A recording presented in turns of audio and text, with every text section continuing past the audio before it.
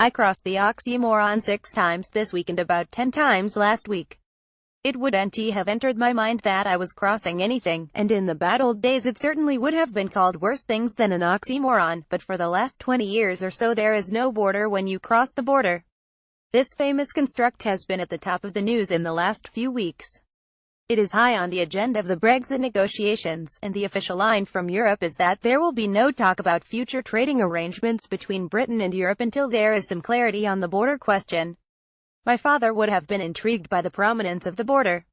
He drove a bus across it 5 or 6 times a day, and on warm summer days when the Derry people wanted to get to the cool of a Donegal beach that would have increased to 12 or 14 journeys. For those of us who are approaching senility and who have lived near or beside it, the border has been a pain in the ass for most of our lives. When he retired, my brother stepped into that role.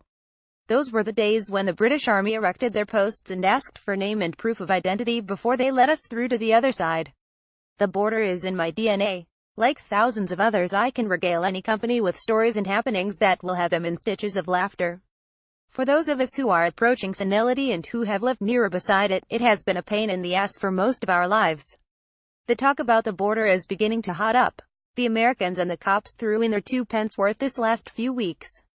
Richard Haas, the American who was once sent to seal a deal between the northern parties, is saying that we need another referendum, and that the unionist parties are politically stupid to have backed Brexit. He wasn't the first to say that. The cops on both sides of the border had a conference last month, and they sent out a warning that any new border could become an opportunity for violent dissident Republicans and organized gangs involved in cross-border crimes such as smuggling. But the most bizarre has been the insinuation from both the Brits and the Europeans that if there is a visible border it will be the fault of the other side. The Brits saying that they don't want to see a physical border, and the Europeans that the Brits created the problem and it is up to them to come up with a solution. I think neither side gets it. It is far more simple and uncomplicated. There is never, ever, going to be a border in Ireland again. It doesn't matter what either of them say. The border doesn't need a solution because it is already solved. One day, the British Army lifted its gear and went home.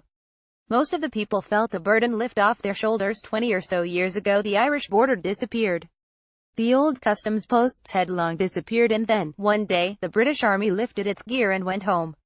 Most of the people felt the burden lift off their shoulders. A people who had lived in the shadow of its presence were, for the first time, free of the inconvenience and the scar on the landscape.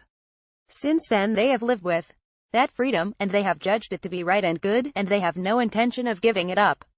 To put it crudely, the British Army isn't big enough and the Europeans don't have an army, so there isn't a problem. There is not going to be a border in Ireland.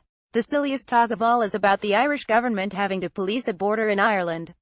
It is reported that the Irish revenue and customs people were up looking around them a few months back, identifying possible customs posts. Were they out of their tiny minds? The Irish government policing a border ever again in this part of Ireland is as big an oxymoron as the border itself. Any Irish government who tried that on would last about a month in power. The media, in general, don't get it either. This isn't about bandit country or dissident Republicans or smugglers. This is about there being a time in the affairs of men. This is about how the water flows when the dam bursts. This is about nature reclaiming disturbed ground. Even the more enlightened get it wrong. In the midst of a thoughtful and constructive speech recently, Bertie Ahern made a reference to the danger of a border being reimposed. That is as far off the mark as you can be.